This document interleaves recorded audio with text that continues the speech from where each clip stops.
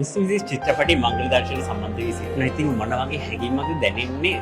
පියෙක් වශයෙන් වුණත් ඒ කියන්නේ හාස්‍ය සහ ඉමෝෂන් එක ගොඩක් මේ චිත්‍රපටි දකින්න මොන වගේ හැඟීමක්ද? මම හිතන්නේ මේ තියෙන කතා වස්තුව අපි චිත්‍රපටි ගණනාවකින් ලෝකයේ විවිධ භාෂාවල වලින් චිත්‍රපටි ගණනාවක් දැකලා තියෙනවා. ඒ අපිට මුල්ම අත්දැකීම වෙන්නේ මම හිතන්නේ මිසිස් ඩවුට්ෆයර් වගේ ඉංග්‍රීසි චිත්‍රපටියක්. ඒක මම හිතන්නේ ඔස්කාර් අවෝඩ් පව හම්බ වෙන බෙස්ට් ඇක්ටර් හම්බ වෙන just wake up හම්බෙන ගණේ චිත්‍රපටයක්. ඉන්පසු මම හිතන්නේ ඉන්දියාවේ ඇවිල්ලා ඉන්දියාවෙත් කීපයක් ඉඳලා ලංකාවෙත් මට මතකයි මීට අලකට ඉහත මේ කතා වස්තුව මලලා මොකද චිත්‍රපට නිෂ්පාදනය වුණා. මොකද මේක හරි මේ හොඳ බ්ලැක් කමඩි එකකට හොඳ මාතෘකාවක්. يعني නළුවෝ නොදනිති අපි දනිති. ඒකට ඒක තමයි හිනාව.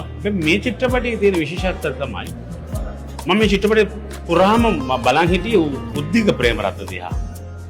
පමණයි කිව්වොත් හොඳ නෑ අනිත් අයට.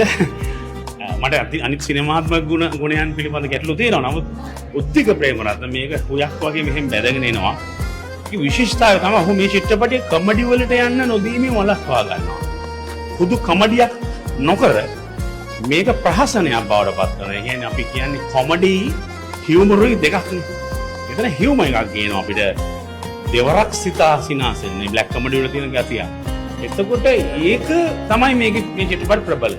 මම හිතන්නේ රවි ડોક્ટર රවි ලියනගේ මේ වගේ දෙකට අත ගැසීම සහ උන්ගේ සාකච්ඡාව ගැන මට මොන් කිව්වා පූර්ණ සාකච්ඡාවලදී සුවිශේෂී සාකච්ඡාවක් වෙන්නේ නැති අධ්‍යක්ෂවරයා සහ සියල්ල ඒ ගුණය ආරක්ෂා කරගමු කියලා.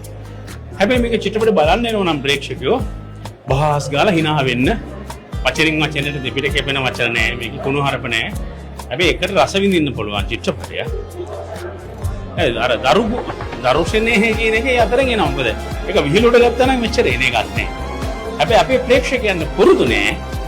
මෙන්න මේ අයිරණි එක මේ ප්‍රහසනේ මේ තියෙන මේ හියුමර් එක විඳින්න. මම හිතන්නේ එහෙම විඳින්න ඕනේ. අපි බල කර සිටින්න ඕනේ ප්‍රේක්ෂකයන් සමහරවල්. ඒකට හුරු වෙන්න. අපි චිත්‍රපටි හදනවා වගේම ප්‍රේක්ෂකයන් හදනවා. ඒ නිසා මම මිස්ටර් මිසස් බලන්න එන්න කියලා ආරාධනා කරනවා. මම මේ කිව්ව දේ ඇහුනොත් කාට හරි ඒ ඔළුවෙන් බලන්න. Thank you so much අපිත් එක්ක සම්බන්ධ